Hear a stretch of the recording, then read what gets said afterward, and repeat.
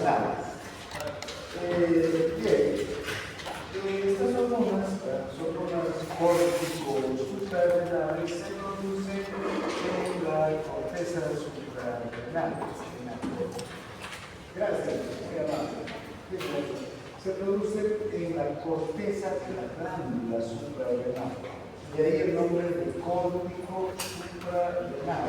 Córtico, corteza, suprarrenal, la glándula suprarrenal. Esta glándula es que se encuentra en el polo superior del riñón. Aquí, este es el riñón, y esta es la glándula suprarrenal. ¿No vean? Parece un gorro que tuviera ahí en el riñón. Esta glándula, en ambos riñones, dos glándulas suprarrenales, los riñones, dos suprarrenales, pesa alrededor de 4 gramos, es muy pequeña, pero tiene un flujo sanguíneo muy alto. A veces es uno de los flujos sanguíneos más altos, más de 300 mililitros por 100 gramos de tejido en un minuto. Por 100 gramos por mililitros por minuto, 20 mililitros por minuto. Bien, entonces, ahora, esta glándula es muy importante, ¿no? Por eso también es ese flujo sanguíneo tan importante, porque esta glándula tiene dos comporciones diferentes, una que es la médula y otra que es la corteza. La médula ya la hemos estudiado cuando hemos hablado de adrenalina y noradrenalina.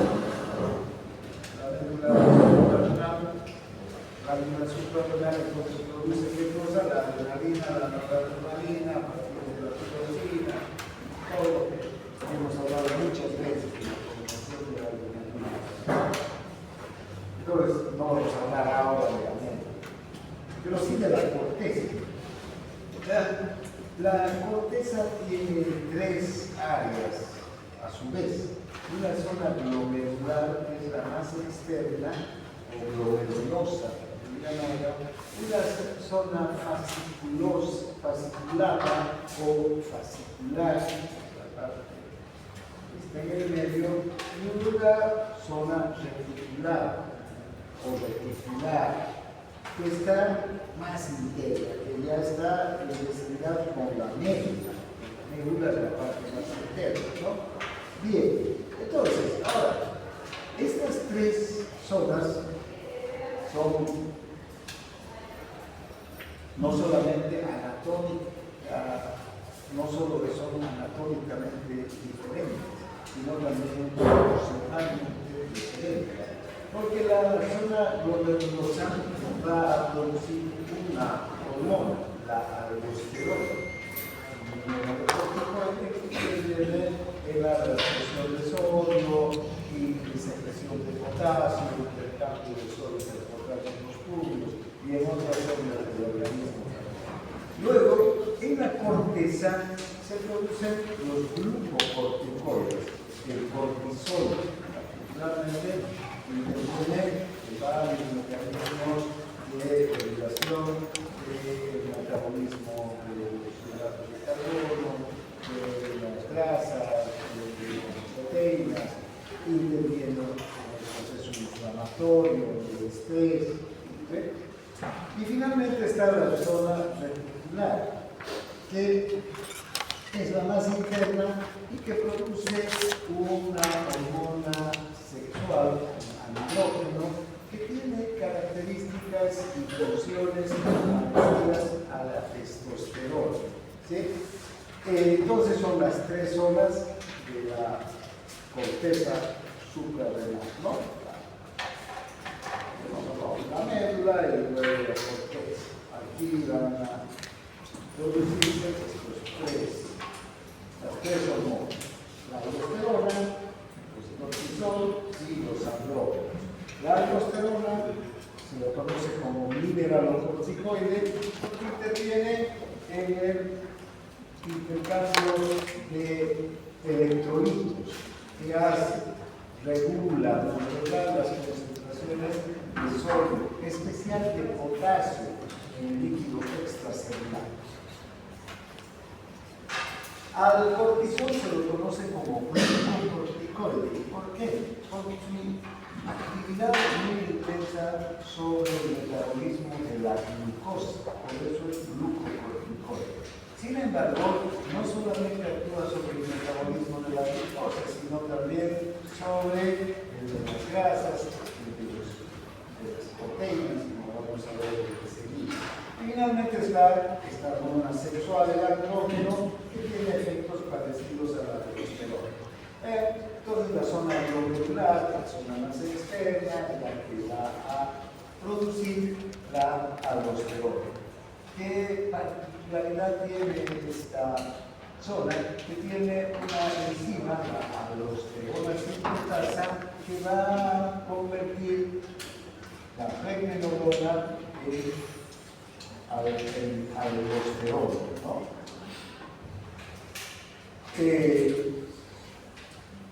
¿Cómo se controla la producción de aldosterona? El principal factor que va a regular la secreción de la aldosterona es la hiperpotasemia, es decir, la concentración de potasio en el líquido extracelular. Si aumenta el potasio en el líquido extracelular, inmediatamente la corteza glomerular de la corteza suprarrenal empieza a producir aldosterona. ¿A dónde va esta aldosterona? A los túbulos, ¿verdad? A los conductos y a los túbulos, y activa ahí la secreción de iones potasio y los intercambia por sodio, reabsorbe sodio y secuestra potasio hacia los túbulos. Esa es su principal función. Luego, también la angiotensina, el mecanismo renina-angiotensina, cuando disminuye la presión, ¿qué es lo que hace la angiotensina? La angiotensina 2, una vez formada, tiene sus propias funciones, ¿no es verdad? Pero además estimula a la zona glomerular para la formación de aldosterona. ¿Para qué? Para que la aldosterona, en este caso, reabsorba sodio y detrás del sodio agua, aumente el volumen y aumente la presión arterial. ¿No? Esos mecanismos ya los hemos visto también y los conocemos. Hemos hablado de estos mecanismos en renal y circulatorio. Bien, la zona fascicular entonces es la más amplia, el 75% de la glándula. Aquí se va a sintetizar los glucocorticoides, cortisol y corticosterona, pero en general el cortisol es el más importante, el más abundante, lo que tiene una acción glucocorticoide muy, digamos, protagónica. Esta hormona, el cortisol, vamos a hablar ahora, se secreta a partir de la estimulación de la zona fascicular por la hormona adrenocorticotropa, ¿no? O ACTH también. Esta hormona se produce en la hipófisis, como hemos visto en clases anteriores, y una vez que la hipófisis la libera, esta hormona llega a la zona fascicular de la corteza suprarrenal y estimula la secreción de cortisol, ¿no? Glucocorticoide, cortisol.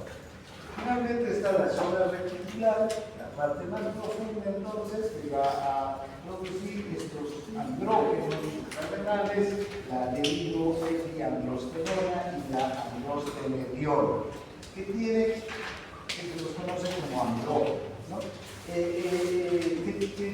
características tienen? Funciones parecidas a la testosterona, y estas células también que están en la zona reticular van a ser estimuladas por la producción de andrógenos por la ACTH. Bien. Ahora, todas las hormonas de la corteza suprarrenal, la aldosterona, el cortisol, los andrógenos, van a derivar del colesterol. Entonces, recuerden, estas son hormonas liposolubles, derivan del colesterol, ¿no? El colesterol que se emplea para la formación de estas hormonas proviene de las lipoproteínas de baja densidad que están en el plasma, el LDL, colesterol malo que se lo conocen, ¿verdad? Pero parte de este, o sea, al final no es tan malo. ¿Por qué? Porque sirve de precursor para pulmones. Obviamente, cuando está en concentraciones muy altas, sí se convierte en un problema. Pero normalmente tenemos colesterol de baja densidad, el LDL, que va a ser el precursor de estas hormonas. ¿Cómo se sintetiza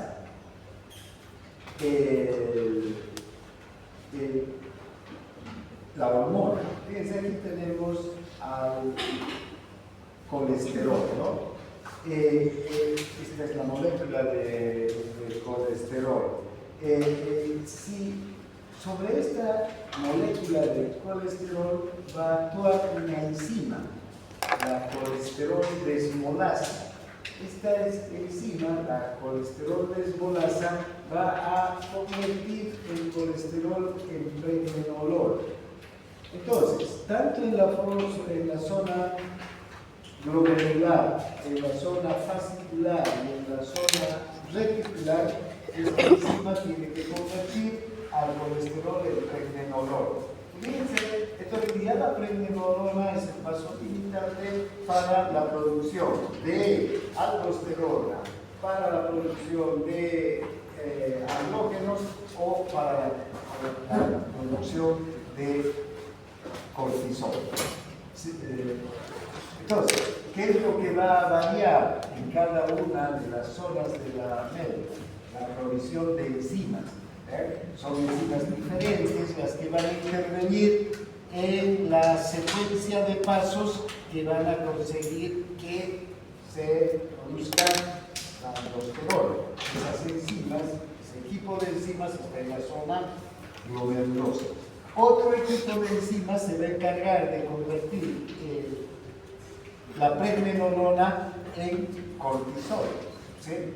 Ese equipo de enzimas va a estar entonces en la zona fascicular.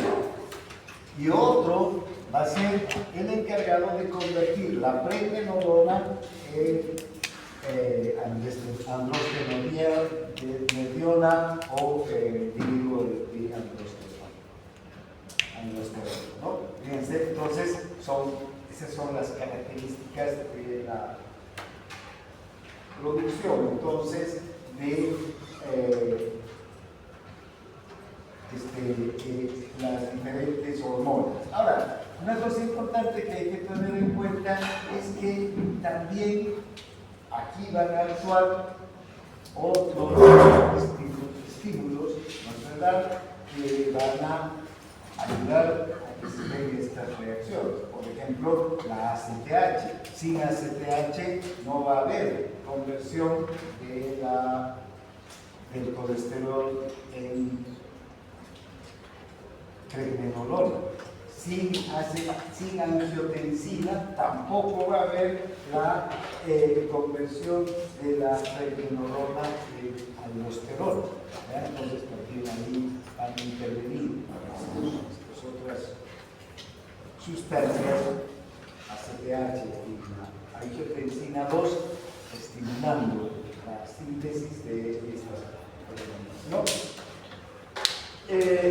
Ahora, a ver, ¿cuál es la característica de la síntesis de estos esteroides suprarrenales y subidas? Y las principales etapas, digamos, de la síntesis de las hormonas se van a suceder en las mitocondrias, ¿sí?, que están en cada una de estas zonas de la corteza, ¿no? Y además en el retículo endoplásmico también de las células, en especial en el retículo endoplásmico liso. Recuerden, no son proteínas, son lípidos, ¿no?, colesterol. Entonces, cada etapa que se va a producir para ser catalizada por un conjunto enzimático específico que está en cada zona de la corteza. Bien, entonces, volviendo ya a las hormonas, tenemos las hormonas mineralocorticoides, las que produce la zona glomerular. La principal es la aldosterona, que es muy potente. En realidad, el 95% de la actividad mineralocorticoide del organismo es responsabilidad de la aldosterona. Ahora, también hay otras hormonas que se producen ya no en la zona glomerulosa, sino en la zona fascicular, como la desoxicorticosterona, la corticosterona, que pueden tener una acción mineralocorticoide también, pero miren, es muy baja. La desoxicorticosterona puede tener una acción que es un producto más de las, digamos, síntesis de corticoides, de glucocorticoides. Va a tener una potencia muy baja como mineralocorticoide, ¿no? Una sobre 30 con relación a la aldosterona. Ahora, hay una hormona sintética, un medicamento entonces, el 9-alfa fluorocortisol, que tiene mucho más potencia que la aldosterona, es más potente que la aldosterona. El cortisol sintético también puede también tener una actividad mineralocorticoide mínima. Y la cortisona sintético, una actividad mineralocorticoide mínima. Lo que nos muestra que el verdadero mineralocorticoide es la aldosterona. ¿Sí? Los glucocorticoides también tienen acción mineralocorticoide, pero mínima, que no es importante desde el punto de vista fisiológico ni patológico. Y desde luego hay este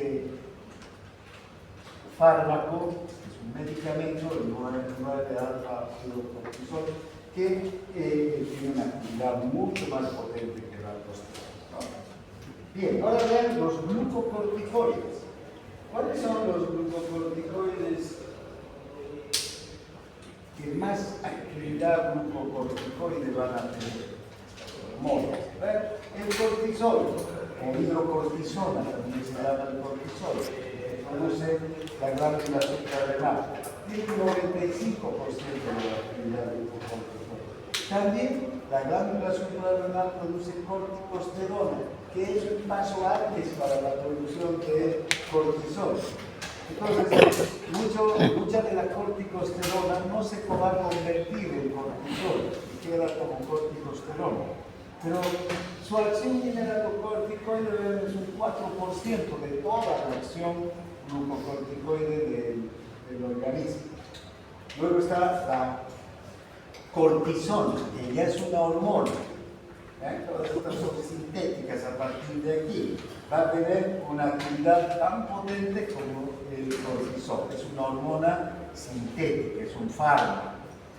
La prednisona, otro fármaco que se utiliza muchísimo para tratamiento de enfermedades inflamatorias agudas, inflamatorias crónicas, 4 veces más potente que el cortisol. La metilprednisona, que también es otro fármaco, que tiene la misma actividad glucocorticoide, también unas 5 veces más potente que el cortisol, que es la hormona. Y finalmente está la dexametasona, que es otro fármaco que utilizamos muchísimo, que tiene una actividad 30 veces más potente que el cortisol. ¿Ya? Bien, al año van a hablar de todos estos 4 fármacos, seguramente, populares, farmacológicos. Pero recuerden que estos fármacos hacen lo mismo que el cortisol, solamente que son más potentes. Van a tener las mismas acciones. Ya no van a ser unas acciones fisiológicas, sino van a ser unas acciones farmacológicas, porque son fármacos que sustituyen a la hormona. Bien. Ahora, ¿cómo se transportan los glucocorticoides? Vamos a tener que entre el 90 y el 95% del cortisol, glucocorticoides, y el cortisol, que es el más abundante, se transporta por proteínas plasmáticas, se ligan a proteínas plasmáticas y circulan ligados a proteínas plasmáticas. Luego, de acuerdo a la concentración, ¿no?, de cortisol libre, ese 10 o 5% que queda, que circula como cortisol libre y que se va hacia los tejidos, de acuerdo a esto, digamos, baja más el cortisol libre, y entonces inmediatamente se va liberando el cortisol que está en las proteínas transportadoras, ¿no?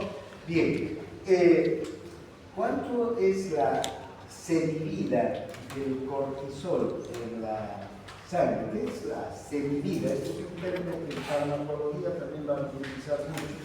La semivida es la mitad del tiempo necesario para que se reduzca la concentración plasmática de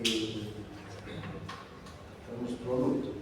O mejor, es el tiempo necesario para que se reduzca el 50% de la concentración plasmática del producto. ¿Sí? A eso se llama semivida. Entonces, ¿cuánto de semivida tiene? Entre 30 a 90 minutos de semivida. Esto quiere decir que cuando la glándula suprarrenal produce cortisol, inmediatamente esa cantidad de cortisol se va a ligar a las proteínas plasmáticas, ¿no? Y una parte va a ir en estado libre por el plasma, no unida a proteínas, un 5 a 10%. Ahora, del total del cortisol que está circulando por la sangre en el momento de la secreción, digamos, dentro de 6 va a quedar la otra. A eso se llama semivida. Pero los fármacos utilizan mucho este término semivida, de vida media. Bueno, en el caso de la aldosterona es diferente. El 60% de la aldosterona se va a ligar a proteínas y solamente el 40% va a circular en estado libre. ¿Cuál es la semivida de la aldosterona? 20 minutos. Esto quiere decir que la aldosterona actúa más rápido que el cortisol, ¿no? Y sus efectos también son más inmediatos. Porque además controlar el proceso de intervenir en la transcripción génica y en las células principales, pero ¿qué es lo que produce la aldosterona? ¿Cuál es el efecto de la aldosterona en las células? La producción de una ATPasa y un canal de sodio, ¿no es verdad? ¿Para qué? Para reabsorber el sodio desde el túbulo y secretar potasio hacia el túbulo. Entonces, es una acción relativamente rápida y no es tan compleja. En cambio, los glucocorticoides tienen acciones a largo plazo, a mucho más largo plazo, e intervienen en una gran cantidad de procesos fisiológicos. La aldosterona básicamente lo que hace es reabsorber sodio y secretar potasio, nada más. Tanto en los túbulos como en las glándulas, como en el intestino, etc. Bien. Aquí tenemos las hormonas esteroides suprarrenales en el adulto y los esteroides sintéticos, y podemos ver, ¿no?, sus características de concentración plasmática, cantidad de promedio secretorio, actividad glucocorticoide y actividad mineralocorticoide. Básicamente la concentración plasmática media no es importante en los esteroides sintéticos. ¿Por qué? Porque aquí estos esteroides sintéticos los vamos a regular mediante ¿qué? Dosis. La dosis del fármaco. Estos son fármacos. En cambio, en las hormonas ¿verdad? Y vean, por ejemplo, el cortisol tiene una, digamos, concentración plasmática media de 12 microgramos por 100 mililitros. ¿Sí? En cambio, la corticosterona es de 0,4 microgramos por 100 mililitros. La aldosterona de 0,006 microgramos por 100 mililitros. Es muy difícil, 0,006, ¿no? Entonces, esto equivale a 6 nanogramos, ¿sí? Por 6 por 100 mililitros. Y la de hidroepialdosterona, 175 microgramos por 100 mililitros. ¿Sí?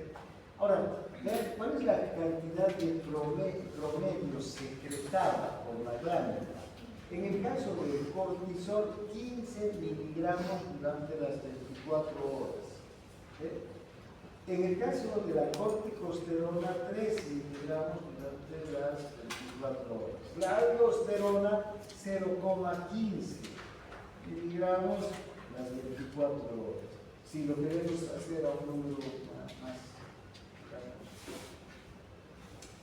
entero, podríamos decir 150 microgramos las 24 horas. ¿Sí? En el caso de los esteroides sintéticos, ya les digo, estas concentraciones plasmáticas no nos determinan la secreción de la glándula, sino la dosis que vamos a administrar, ¿no?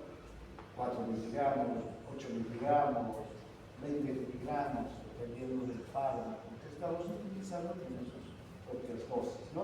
Bien, ahora, fíjense la actividad glucocorticoide. Entonces, si el cortisol tiene una actividad glucocorticoide de 1, ¿no? El resto de los fármacos o de las glándulas, de las hormonas, va a tener la corticosterona 0,3, la aldosterona 0,3, mucho menos una actividad glucocorticoide mínima, ¿no? Pero fíjense los esteroides sintéticos. Si el cortisol tiene una actividad glucocorticoide de 1, la cortisona, que es un fármaco, va a tener también de 1, igual que el cortisol. Pero vean, la prednisona 4, la metilprednisona 5, la dexametasona 30. Y vean la actividad mineralocorticoide, es igual al cortisol. Ponemos la actividad mineralocorticoide de 1, la corticosterona va a tener más actividad mineralocorticoide que el cortisol, 15. La aldosterona va a tener una actividad mineralocorticoide de 3000, más que el cortisol. Y fíjense aquí los fármacos. En el caso de la cortisona, va a tener la misma acción que el cortisol, mineralocorticoide, una acción mínima, la prednisolona 0,8 y la 9-alfa-fluorocortisol, el fármaco, en actividad de 0. Bien, ahora,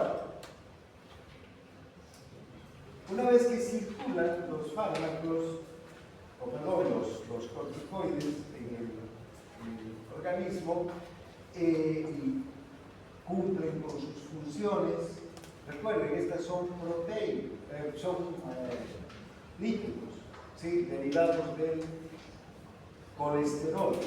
Cuando cumplen con su función, tienen que metabolizarse y tienen que ser inactivados. Este metabolismo se produce ¿dónde? En el hígado. Entonces, el cortisol, que ha cumplido con su función, o el que está en exceso también, va a llegar al hígado, y el hígado, en los hepatocitos, se va a encargar de neutralizar y de ayudar a su eliminación del organismo. ¿Cómo lo va a hacer? Tiene un grupo de enzimas, las conjugasas, donde están las glucorodin, transferasas, las sulfotransferasas, las gluteáceas, transferasas, son varios grupos de enzimas, que tal vez en bioquímica ya han visto los dos grupos de enzimas, el ciclocromo P450 más estas enzimas conjugasas, pero en el caso del cortisol, vean, van a ser enzimas conjugasas, ¿no? ¿Cuáles van a ser? Las glucoronil transferasas que se van a unir se van a conjugar con el cortisol, van a formar entonces compuestos neutros, ¿sí? Van a conformar compuestos glucoronizados y esos compuestos van a ser eliminados tanto por la bilis como por las heces fecales después, ¿sí? Entonces del hígado van a pasar a la bilis. Recuerdan, la bilis tiene colesterol, por eso también se producen cálculos biliares en la clase anterior, cuando veíamos la bilis. Entonces, también pueden haber moléculas de cortisol a través de la circulación que ingresen hacia el riñón y sean eliminados a través de la orina. Ahora vean entonces lo que decíamos hace un rato. La aldosterona tiene una tasa de secreción de 2 nanogramos por 100 mililitros y una esta tasa de secreción, perdón, esta es la concentración más bien normal, 6 nanogramos por 100 mililitros, y la tasa de secreción de 150 microgramos por día, ¿no? 0,15 miligramos día. El cortisol, en cambio, tiene una concentración de 12 microgramos por 100 mililitros y una tasa de secreción de 15 a 20 miligramos día. Ahora bien, entraremos a las funciones de los mineralocorticoides. Del aldosterona, que es el principal mineralocorticoide, ¿no?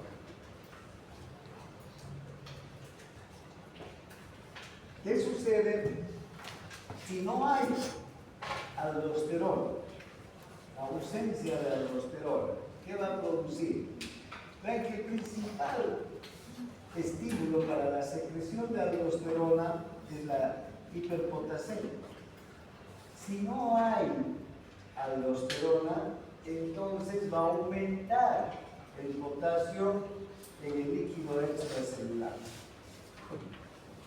No va a haber reabsorción de sodio y secreción de potasio en los túbulos, porque ahí es donde trabaja la aldosterona. Entonces, el potasio se queda en el líquido extracelular, va a haber hiperpotasemia, pero además no se va a reabsorber sodio. ¿Y qué va a ocurrir? No se va a reabsorber agua y va a disminuir la concentración, el volumen del líquido extracelular, ¿no? Va a ir disminuyendo el volumen, tanto del líquido vascular como del líquido extracelular. Y si disminuye el volumen del líquido vascular, si disminuye la volemia, va a disminuir ¿qué cosa? El gasto cardíaco. Va a ir disminuyendo el gasto cardíaco. ¿Y qué va a ocurrir al final? Puede haber un shock cardiogénico. ¿Y en cuánto tiempo creen que se puede producir este proceso? Si en este instante deja de producirse aldosterona, en 2 o 3 días el paciente puede llegar a este estado de shock seguido de muerte. Vean la importancia que tiene la aldosterona. Es una hormona esencial para la vida por esta su participación en el equilibrio hidroelectrolítico. Por eso se llama mineralocorticoide, ¿no? Porque regula las concentraciones de sodio y también de potasio, pero en especial, diríamos más bien, de potasio. ¿Sí? Bien, ahora, ¿cuáles serían entonces los efectos renales y circulatorios ya de la aldosterona? ¿No? Aumenta la reabsorción de sodio y la secreción de potasio en las células principales, en los tubos, ¿no? Tanto los tubos y los conductos colectores. Incluso desde la porción final del túbulo distal empieza a actuar la aldosterona. El exceso aumenta el volumen de líquido extracelular y la presión arterial. Si hay mucha aldosterona, ¿qué va a pasar? Va a reabsorberse mucho sodio, junto con el sodio líquido, y que va a aumentar el volumen y va a aumentar la presión. Por eso es que en el sistema renina angiotensina aldosterona, cuando cae la presión arterial o se pierde líquido, inmediatamente se activa este sistema. ¿Para qué? Para que se reabsorba sodio. La aldosterona ayuda a reabsorber sodio y agua y aumenta el volumen, y luego de aumentar el volumen, ¿qué aumenta? La presión arterial. Entonces, si hay exceso de aldosterona, va a haber una hipertensión, ¿no? Va a haber una hipertensión. El exceso además va a producir hipopotasemia.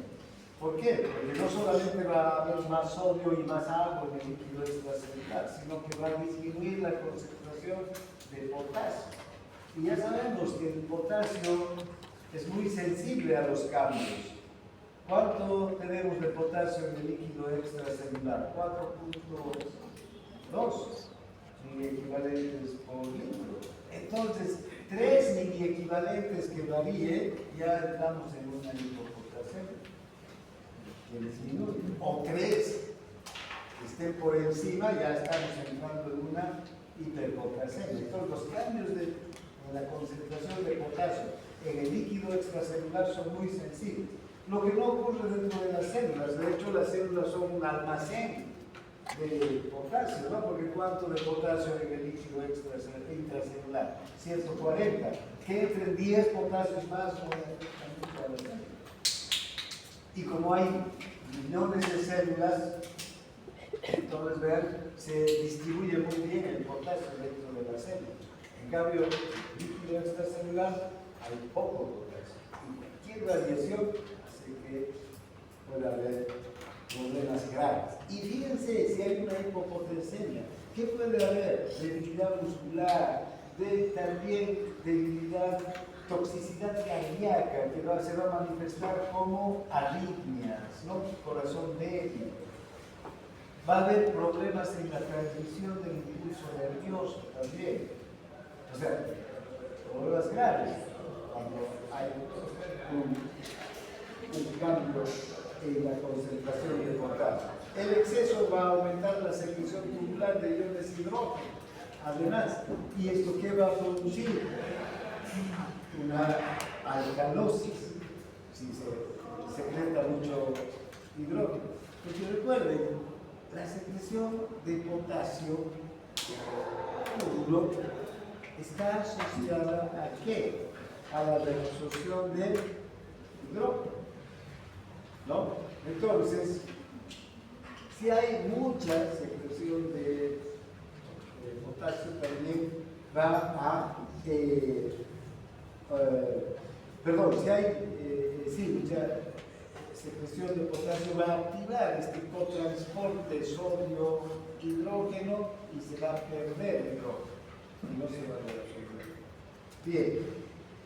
Entonces, son efectos renales y circulatorios de la aldosterona. Además, la aldosterona tiene efectos sobre otros sistemas. Vean, sobre las glándulas sudoríparas también, ¿no?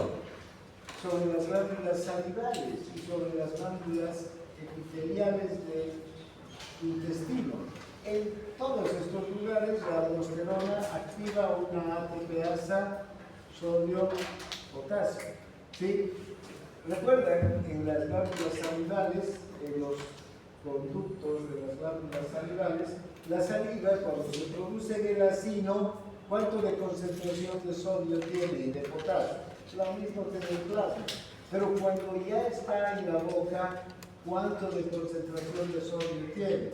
bajo el sodio, nos dará 30 miliequivalentes del potasio, en cambio, perdón, 15 miliequivalentes del sodio y del potasio 30. ¿Qué es lo que ha pasado? En los túbulos, las bombas ATPasas han reabsorbido sodio y han secretado potasio. ¿De quién es esa función? De la aldosterona. Lo mismo ocurre en el intestino. Es decir, el intestino absorbe sodio, alto sodio y mucho sodio. No solamente el sodio que va entrando a las necesidades, sino que cómo entra la glucosa, cómo entran los aminoácidos, cómo se absorbe glucosa, cómo se absorbe aminoácidos, con un cotransporte, con sodio. ¿Y quién va a activar ese cotransporte? Una ATPasa sodio potasio. La aldosterona tiene mucho que ver en la activación de esa ATPasa. Lo mismo en las glándulas sudoríparas. ¿Qué sabor tendrá el sudor? Ahí también, ¿no? Hay una activación, digamos, para esa sabor. Vean. Ahora, ¿cómo actúa la aldosterona? Esta es la célula principal, entonces, de los túbulos. La aldosterona es una hormona liposoluble, ingresa directamente al citoplasma. Ahí está el receptor mineralocorticoide. La aldosterona entonces se une al receptor, junto con el receptor ingresa al núcleo, se une al ADN y activa la transcripción génica. ¿Qué transcripción génica? A través del ARN mensajero, la síntesis de una ATPasa sodio-potasio y la síntesis de un canal de sodio. ¿Para qué sirven estos? Para que la ATPasa reabsorba el sodio y el canal de sodio permita que desde la luz del túbulo ingrese el sodio al interior de la célula. ¿No es verdad? Entonces, estos son sus dos principales productos de activación del gen, del ADN, de la aldosterona. Una enzima, la ATPasa sodio-potasio, y un canal, el canal de sodio. Bien. ¿Cómo se regula entonces la secreción de la aldosterona?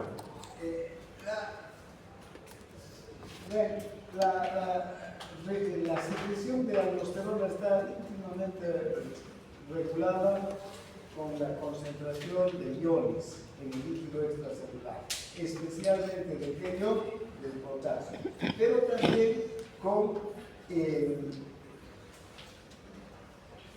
la presión arterial, el volumen sanguíneo, ¿no?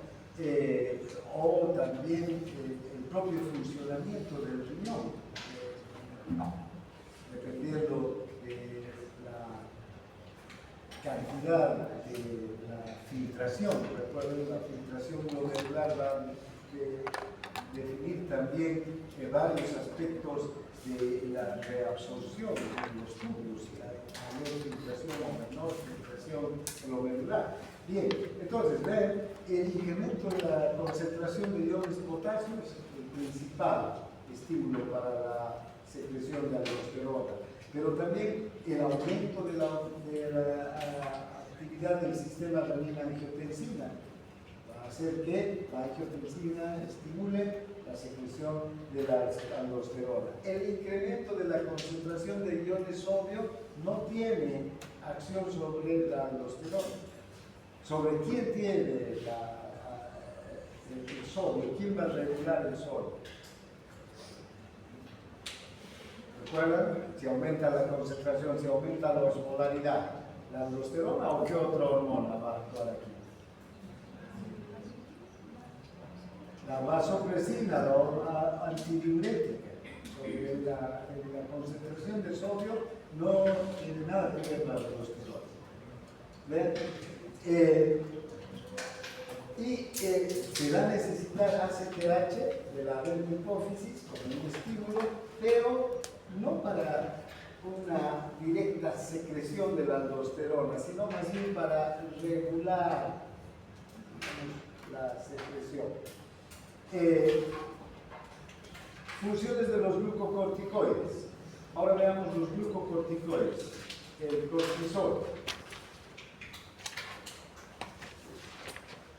Sobre la aldosterona hemos hablado algo en otras clases. Creo que con esto es suficiente. Pero ahora vean los glucocorticoides. Estos ejercen también funciones esenciales en la vida de los animales. Interviene en el metabolismo de la glucosa, de las proteínas y de los lípidos. De hecho, lo primero que se observó cuando se estudió al cortisol fue su efecto sobre el metabolismo de la glucosa, sobre el comportamiento de la glucosa. De ahí el nombre de glucocorticoide.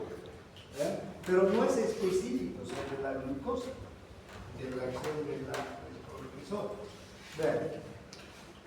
Además, son, digamos, importantes para resistir todo tipo de estrés, desde el estrés mental, ¿no?, hasta el estrés físico, los traumas. Son capaces de intervenir en todos los procesos de la inflamación, son antiinflamatorios naturales, y de hecho los corticoides sintéticos, los medicamentos, son utilizados por su acción antiinflamatoria principalmente, aunque tienen otras aplicaciones también. Vean, ahora, el 95% de la actividad glucocorticoide tiene el cortisol, o también llamado hidrocortisol. ¿Sí? La corticosterona tiene menos acción en el humano. En otros animales no hay cortisol, sino corticosterona.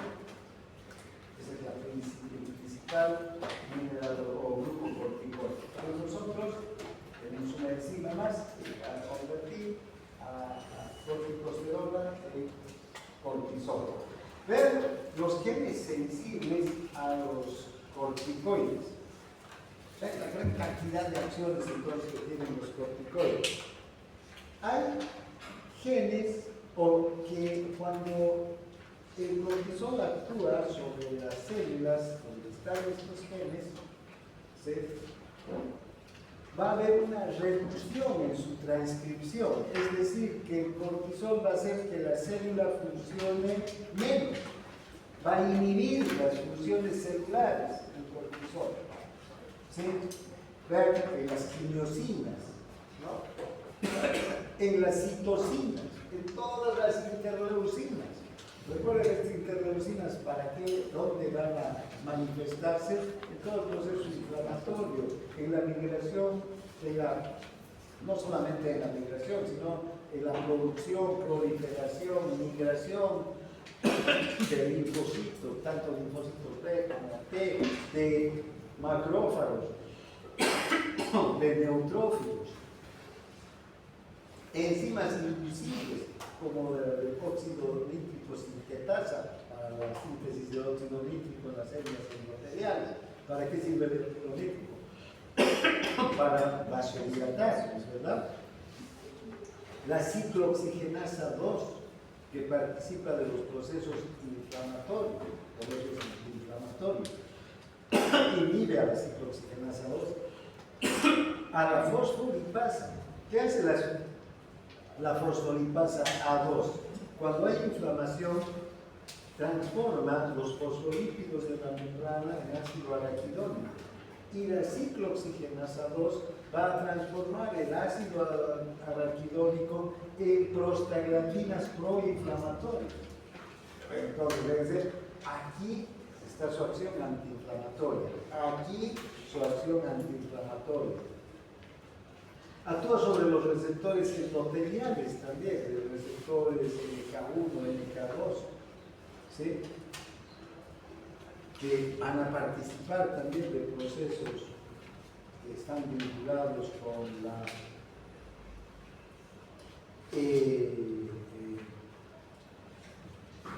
marginación, con la adhesión de los glóbulos blancos para la migración, moléculas de adhesión, la ICAM1, que es una molécula que se une al receptor de los neutrófilos, de los monocitos. ¿Para qué? Para que empiece la diapéresis, ¿verdad? Fíjense, todas estas reducción y la transcripción evitan ¿qué cosa? Todos los procesos, o no todos, una gran cantidad de procesos vinculados con la inflamación. Desde la producción de citocinas proinflamatorias y desde la inhibición de interleucinas, ¿no? Factor de necrosis pulmonar alfa, todos esas sustancias que intervienen en el proceso inflamatorio van a ser inhibidas. Ahora, a ver, hay otras funciones, otros efectos que se van a dar cuando el cortisol se une a genes, células, que son, digamos, que van a participar en otros procesos. Por ejemplo, hay genes que van a aumentar en su transcripción, al contrario que los genes que hemos visto hace un momento, van a disminuir su transcripción, aquí va a aumentar la transcripción. En la lipocortina, que es el inhibidor de la fosfolipasa 2, va a aumentar la transcripción de este gen para que no se forme fosfolipasa 2 y no se transforme el ácido o los fosfolípidos de la membrana en ácido araquidónico. También este otro gen, el CC10, que también es inhibidor de la fosfolipasa 2. Estos genes son esenciales para que los fosfolípidos de la membrana se mantengan intactos en la membrana. ¿Cómo es la membrana? ¿Qué tiene? Fosfolípidos, ¿verdad? Bueno, esos fosfolípidos tienen que estar siempre íntegros, ¿no? Pero esta fosfolipasa A2 que está en la propia membrana, cuando se activa, puede destruir a los fosfolípidos de la membrana. Ahora, cuando se activa, por ejemplo, esta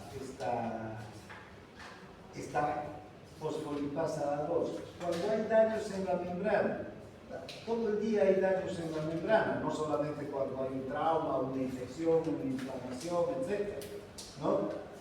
Hay daños, pero pequeños daños en la membrana, entonces se activan los fosfolípidos. ¿Para qué? La fosfolipasa 2, para retirar, limpiar esos fosfolípidos y se puedan reponer fosfolípidos nuevos. ¿Quiénes van a determinar entonces que la fosfolipasa se active? Todos los factores inhibidores de la fosfolipasa 2. La mantienen inhibida. Cuando se necesita, entonces se activa. Ahora, ¿qué sucede cuando hay un daño grande en la célula? Por ejemplo, un corte, un trauma, una infección que provoca inflamación, ¿sí? Entonces sí se destruye prácticamente la membrana celular y estos factores de inhibición quedan liberados, ¿no?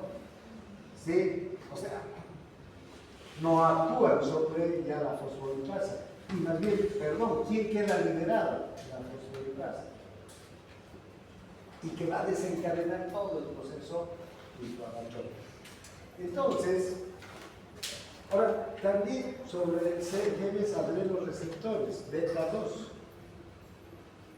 van a aumentar la transcripción de adrenoreceptores, beta 2, todos los receptores beta 2 se van a ver estimulados gracias a la acción del cortisol. ¿Dónde hay beta 2?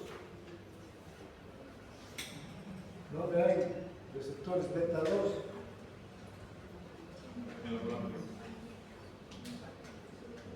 En los bronquios. Lo demás. ¿Y qué acción tienen los bronquios?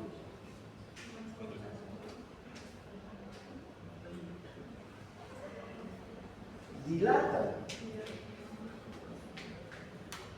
¿Sí? Fíjense, todos los beta 2 tienen acción inhibidora. En cambio, los beta 1 excitadora. Por eso el beta 1 del nódulo sinusal que hace aumenta la frecuencia cardíaca. El beta 1 de la fibra muscular cardíaca que hace aumenta la fuerza de contracción. En cambio, los beta 2 están más vinculados por la inhibición, ¿no? Entonces, en el bronquio, relaja. En algunas arteriolas también, en el propio endocardio, las arteriolas que penetran en los músculos esqueléticos, que tienen receptores beta 2 para producir dilatación, ¿no? Durante la contracción en especial, ayudan a que en el ejercicio aumente el flujo sanguíneo hacia los músculos. Entonces, todos estos beta 2 van a aumentar gracias a la acción del cortisol, cuando estamos en estrés. Antagonistas del receptor de interleucina 1 también aumentan, ¿no? Estos antagonistas del receptor de interleucina 1. ¿Y para qué sirve el receptor? ¿Qué produce la interleucina 1? Fiebre, es la que va a activar los procesos de fiebre, ¿sí? Disminuye la fiebre. Los corticoides, por ejemplo, hacen pasar la fiebre como una dosis, ¿no? Bien, entonces vean, también inhibe la síntesis de genes proinflamación, como el inhibidor de necrosis, del factor de necrosis tumoral. Bien, ahora, esos son todos los genes que son activados e inactivados por el cortisol. Vean, si comparamos los genes que son activados por la aldosterona solo activa, digamos, dos genes, ¿no? El que va a sintetizar, va a promover la síntesis de la ATPasa y el que va a promover la síntesis del canal de SOC. Aquí vean la cantidad de genes distribuidos por todo en la médula ósea, en los tejidos. Sí. Ahora, esas son acciones genómicas, pero fíjense el cortisol cómo actúa ya sobre el metabolismo. Y hablaremos sobre el metabolismo de la glucosa, de los hidratos de carbono. Una de las funciones más notorias y más importantes, y es por lo que se le ha conocido al cortisol, es que estimula la gluconeogenia en el hígado. Aumenta entonces la producción de glucosa a partir de aminoácidos en el hígado. ¿Recuerden eso? ¿Sí? ¿Cuál es la función entonces del cortisol en el hígado? Aumenta la formación de enzimas neogénicas, ¿no? Que van a estimular la gluconeogénesis en los hepatocitos. Moviliza además aminoácidos de los tejidos extrahepáticos hacia el hígado. Normalmente, vean, los aminoácidos cómo se movilizan o cuál es su dirección. Desde el hígado hacia los tejidos, para que los tejidos utilicen los aminoácidos en la síntesis de proteínas. Cuando hay acción del cortisol, los aminoácidos tienen una ruta inversa, van hacia el hígado, para que el hígado los convierta en ¿qué? En glucosa, mediante la gluconeogenia. Entonces, ¿qué hace? Aumenta la producción de glucosa, ¿sí? En el hígado, aumenta la concentración de glucosa también dentro del hígado, el almacenamiento de glucosa. Por otro lado, fíjense, disminuye la utilización de la glucosa en los tejidos periféricos, retrasa la velocidad de utilización de glucosa. Es decir, entonces, el cortisol hace que los tejidos no utilicen glucosa. genera una especie de resistencia a la insulina, ¿no? Y que los tejidos que utilizan glucosa disminuyan la utilización de la glucosa, excepto el tejido nervioso y otros tejidos que no dependen de la insulina.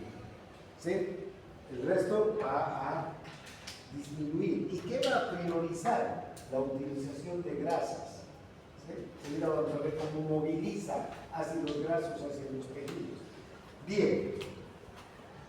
Incrementa entonces la glicemia, porque como los tejidos no utilizan la glucosa prioritariamente, ¿qué va a subir? La glicemia. Y hay un cuadro de diabetes suprarrenal que se produce cuando hay una acción intensa del cortisol. Por eso, en situaciones de estrés, por ejemplo, si tomamos una muestra de glicemia, podría ser que esa glicemia esté ligeramente alta. ¿No es verdad? ¿Por qué? Porque el cortisol está controlando el organismo, ¿sí? Y la glicemia se está elevando porque los tejidos no están utilizando cortisol o glucosa. Y además, encima el hígado, ¿qué está haciendo? Está produciendo más glucosa. ¿Sí? Bien. Entonces, vean, este incremento de la glicemia y la diabetes suprarrenal se debe tanto al incremento de la gluconeogenia como a la reducción de la glucosa por los tejidos, ¿no? Bien, ahora, esas dos acciones fueron las primeras que se conoció del cortisol, de ahí su nombre de glucocorticoide, pero vean los efectos que tienen sobre el metabolismo de las proteínas, son importantes e intensos. Lo que hace es reducir las proteínas celulares y de todos los depósitos del organismo, excepto las del hígado. Y entonces, ¿qué hace? Cataliza, estimula la hidrólisis de las proteínas, el catabolismo de las proteínas en la mayor parte de los tejidos. Estas proteínas, que son formadas por aminoácidos, ceden entonces sus aminoácidos y salen a la circulación. ¿Y hacia dónde llevan estos aminoácidos el cortisol? Hacia el hígado. Los transporta entonces hacia el hígado. Y fíjense que en el hígado los va a utilizar para la síntesis de proteínas hepáticas dentro del hígado y proteínas como las proteínas plasmáticas que forman el hígado y luego después la circulación, ¿no? Entonces, la mayor parte de los aminoácidos que se obtienen por la degradación de las proteínas en los tejidos van a ser transportados hacia el hígado. Pero el hígado no solamente va a formar proteínas, sino ¿qué va a hacer con los aminoácidos? ¿Qué más? ¿Qué más hará? Va a producir glucosa, ¿no? Fíjense que todo tiene lógica. Fíjense, el hígado recibe más aminoácidos, produce más glucosa y además sintetiza más proteínas hepáticas. ¿Sí? Entonces aumentan las proteínas de transporte, estas que son las proteínas, la albúmina, la globulina, que son proteínas plasmáticas, ¿no? Y luego hay un aumento también en la concentración de aminoácidos en la sangre. ¿Por qué? Porque los aminoácidos están saliendo ¿de dónde? De las células, de los tejidos. Y adivinen cuál será el tejido más afectado. El músculo, ¿sí? Porque es el que más proteína tiene, ¿no? Fíjense, por ejemplo, con los corticoides a largo plazo, esto lo van a ver al año, cuando vea farmacología, cuando se utiliza corticoides a largo plazo, se puede producir una atrofia muscular, una disminución de la masa muscular. Hay un catabolismo acelerado, incluso el tejido, del cartílago también tiene aminoácidos. Bien, todos entonces estos aminoácidos salen a la sangre, aumenta la concentración de aminoácidos en la sangre. Y estos son los aminoácidos que se están viendo hacia el hígado, ¿no? Bien, ahora ver el metabolismo del cortisol sobre las grasas. Además de movilizar entonces aminoácidos hacia el hígado, el cortisol lo que hace es movilizar las grasas desde los depósitos hacia la sangre. O sea, entonces, ¿qué va a hacer? Va a hacer hipólisis, va a hacer que formen ácidos grasos, aumenta la concentración de ácidos grasos en la sangre. Estos ácidos grasos, ¿hacia dónde van a ir? Hacia las células. Porque en las células no se está utilizando glucosa y algo tienen que utilizar las células, ¿no? Entonces, ¿qué utilizan? Estos ácidos grasos. Priorizan la utilización de ácidos grasos. Obviamente, células como las neuronas, los eritrocitos, que no dependen de la insulina, igual van a seguir consumiendo glucosa. Pero las otras células que sí, además, no son los que no dependen de la insulina, sino que su única fuente energética es la glucosa. Entonces, imagínense si no utilizaran glucosa por el cortisol, entonces podrían morir, ¿no? Nuestras células, nuestras neuronas. En eso no va a haber afectación. Pero en las células que sí pueden utilizar grasa como fuente de energía, movilizan esta grasa. Y las células priorizan entonces la utilización de la grasa como fuente de energía, ¿no? Ahora, además, hay una cosa interesante, y esto se ha visto, por ejemplo, en el síndrome de Cushing o cuando hay una administración de corticoides por tiempo prolongado, que se producen depósitos de grasa en la parte superior del organismo, ¿sí? En el cuello, en la cara, en el tronco, la parte más superior. Y en el síndrome de Cushing, cuando hay una exagerada producción de cortisol, ¿cómo es la persona? ¿Qué aspecto toma?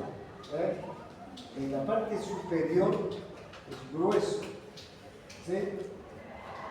Y en las piernas, en el abdomen, muy delgado. Porque todos los depósitos de grasa, las proteínas de los músculos de las piernas, la grasa de las piernas, las proteínas y la grasa del abdomen, ¿hacia dónde se han ido? Hacia arriba, ¿sí? Y a esa característica se la llama pacientes con cuello de búfalo. ¿Ustedes conocen los búfalos? ¿Sí? Tienen un cuello grande, ¿no es verdad? Un tronco grande y unas piernas relativamente delgadas, ¿no? En las patas traseras. ¿Vean? Por eso se conoce como cuello de búfalo, cuello, torso de búfalo. ¿Sí? Esta obesidad inducida en el síndrome de Cushing. Y entonces, esta movilización de grasas, entonces, es también propia del cortisol. Ahora, vean, nosotros no vamos a llegar a cuello, o una persona normal no va a llegar a este extremo. Pero fíjense que cuando estamos en estrés, entonces, ¿qué está haciendo el cortisol? Está priorizando la utilización de las grasas y está movilizando, sacando depósitos de grasa, ¿Para qué? Para que las células aumenten su consumo de grasa. ¿Sí? Bien. Ahora, ver cómo aumenta el cortisol durante el estrés y la inflamación. Cualquier tipo de estrés estimula la secreción de cortisol. ¿Ven?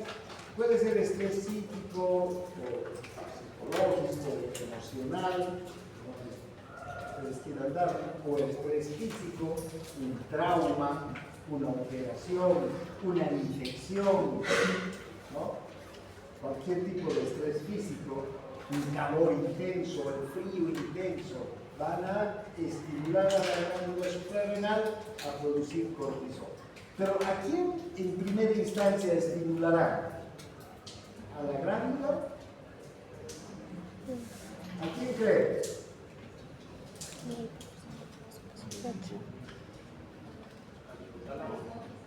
Al hipotálamo. Porque el hipotálamo, ¿qué va a hacer? Va a producir más hormona liberadora de corticotropina.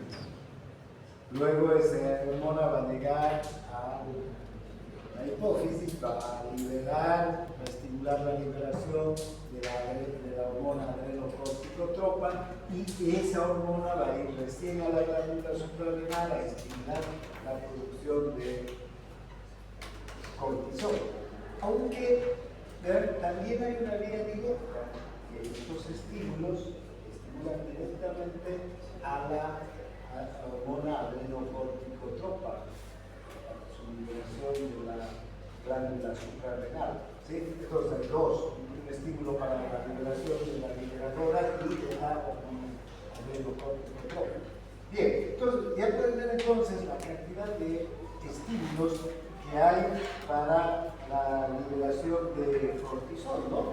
Traumatismos, cualquier tipo, infección, calor, frío, inyecciones, produzcan dolor, cirugía, inyección de sustancias necrosantes, inyección de noradrenalina, adrenalina que nos pone el estrés, ¿no? La adrenalina, ya saben, nos estresamos y qué es lo que producimos y genera una gran cantidad de adrenalina. Inmovilización, que a ustedes los amarren, no los deben moverse, imagínense el estrés que produce, un estrés psíquico, ¿no? Enfermedades debilitadas, vean la cantidad de estímulos que pueden producir el aumento de cortisol. Aquí vemos el aumento de cortisol en una rata, ¿no? Cuando se le produce un traumatismo, vean la cantidad de corticosterona que es capaz de producir inmediatamente después del traumatismo. A los pocos minutos, ¿no? La concentración de corticosterona que se produce. Bien, una cosa importante, para que vean que el estrés mínimo también produce cortisol. ¿Qué momento creen ustedes que es del día? ¿Qué momento del día es donde más se produce cortisol? En la mañana, después de despertar. ¿Y por qué será?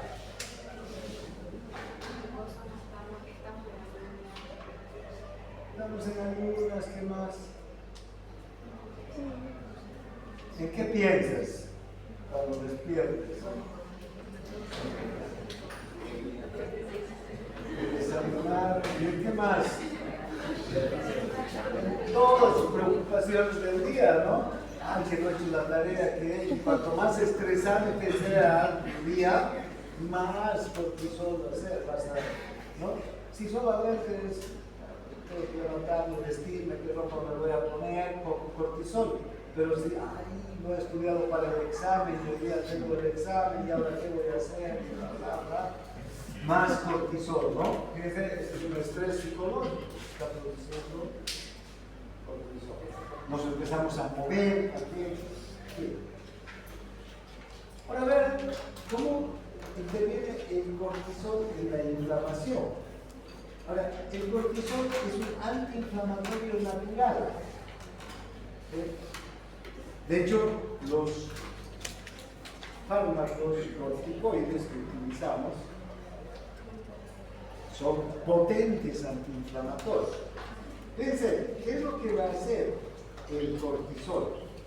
Va a estabilizar las membranas lisosómicas, produce disminución de la salida de enzimas proteolíticas, reduce la permeabilidad de los capilares, impide la salida de plasmas en los tejidos, disminuye la migración de los leucocitos a la zona inflamada, de los macrófagos hacia la zona inflamada, disminuye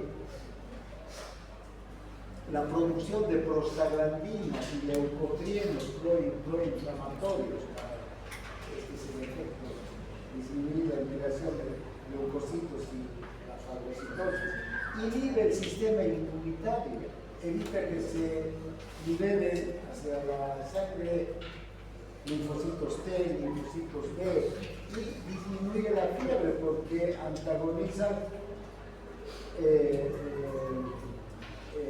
con la interleucina 1, que estimula la interleucina 1. Entonces, el cortisol resuelve todas las fases de la inflamación. ¿Qué pasa cuando empieza la inflamación? Si hacemos un repaso de la inflamación, si hay un trauma, empieza la inflamación, ¿qué pasa con las células? Empiezan a liberar productos hacia la circulación. De hecho, las células liberan enzimas proteolíticas de los lisosomas, las células destruidas, ¿no es verdad? Los lisosomas también se destruyen y empiezan a liberar enzimas proteolíticas. ¿Y qué hacen estas enzimas proteolíticas? Pueden afectar a células vecinas que están sanas, ¿no?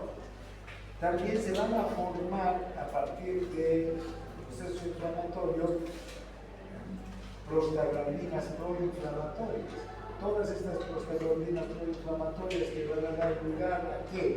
A numerosas acciones, ¿no? Entre ellas la presencia de grelina, de histamina, de iones potasio, etc. Extracelular. Por otro lado, también va a haber, vean, acción de los macrófagos. Inmediatamente van a llegar a la zona y van a estimular los macrófagos, y si hay infección en especial, todo ¿a quién? Al linfocito T colaborador, para que se formen las interleucinas. ¿Para qué? Para que lleguen más macrófagos, más neutrófilos, más linfocitos a la zona de la inflamación. Entonces, si ustedes observan, cuando vemos todas las acciones del cortisol, cómo desde la primera etapa empieza a actuar sobre la inflamación. Incluso desde etapa temprana actúa, estabilizando las membranas de los lisosomas, evitando que los lisosomas viertan sus enzimas proteolíticas al intersticio y que actúen sobre células que están sanas, ¿no? Entonces, tenemos un efecto muy potente del cortisol. Es un antiinflamatorio natural. Por eso es que se libera cuando estamos en situaciones de estrés, ¿no? También el cortisol es capaz de bloquear la respuesta inflamatoria y las reacciones alérgicas en el asma o cualquier alergia, aunque su acción es medio tardía. Vamos, ¿no?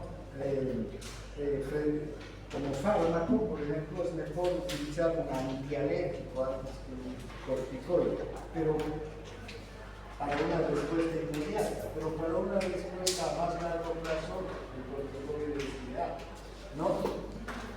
El cortisol incluso puede evitar el shock o la muerte por anafilaxia, pero no sustituye como fármaco de primera línea a la adrenalina. En un shock por anafilaxia, primero hay que dar adrenalina y ahí ya salvamos la vida del paciente. Luego corticoide y luego antihistamina. ¿Sí? Porque esos tres puntos van a ayudar a que la respuesta anafiláctica vaya a cambiar. ¿Sí? Bien, no se da corticoide de entrada, si no el corticoide va a actuar muy tarde, minutos después de un shock anafiláctico, la persona puede morir en 5 minutos. ¿Qué necesitamos? Adrenalina, que actúe inmediatamente. La adrenalina 30 segundos después ya está distribuida por todo el organismo, uniéndose a los receptores beta adrenérgicos para aumentar la frecuencia cardíaca, la presión arterial, todo lo que tiene que restituirse en un shock anafiláctico. También tiene efectos sobre las células sanguíneas y sobre la inmunidad, ¿no? Un problema que tiene el uso de corticoides a largo plazo es que disminuye la respuesta inmunológica y pueden aparecer infecciones. ¿Sí? Pero ese mismo efecto adverso de los corticoides se lo puede utilizar como un efecto terapéutico, beneficioso más bien, en el caso de los trasplantes. ¿Para qué? Para disminuir la respuesta inmunitaria y que el organismo que está recibiendo el trasplante no rechace al trasplante. Todos los corticoides se utilizan como terapia inmunosupresora en caso de trasplante. Y también, fíjense, este mismo efecto se utiliza para tratar enfermedades autoinmunes, para disminuir la respuesta inmunitaria en pacientes que tienen, digamos, una respuesta inmunitaria exagerada o atópica, en psoriasis, en todas las enfermedades autoinmunes, los corticoides tienen un buen efecto. Aunque esto pareciera más algo perjudicial, en realidad es un efecto favorable. Y también en las agudas. ¿Por qué? Porque la inflamación puede extenderse. Si paramos la inflamación a tiempo, no se va a extender, ¿verdad?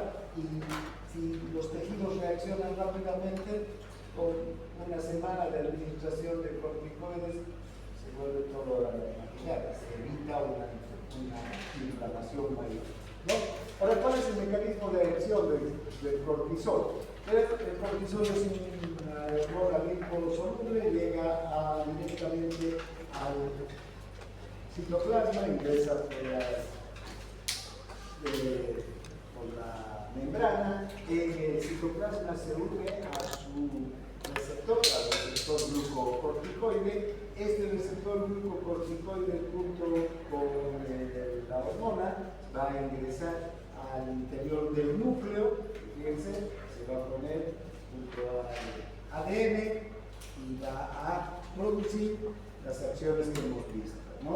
En algunas va a estimular la síntesis proteica, en otras va a inhibir o va a producir enzimas o sustancias que actúen como inhibidores de otras sustancias, ¿no? Ay, creo que la doctora ya lo dejado. Bien, entonces, ¿cómo se regula la acción del cortisol? A través de la ACTH hipofisal, ¿sí? Si todos los estímulos que van a provocar la liberación de la tiroiderina, que va a actuar sobre la tiroides y luego sobre la glándula suprarrenal, van a hacer que aumente el cortisol. Este mismo aumento del cortisol va a inhibir la producción de las dos hormonas, tanto de la corticolinerina como de la ACTH. Bien, hasta aquí entonces todo sobre la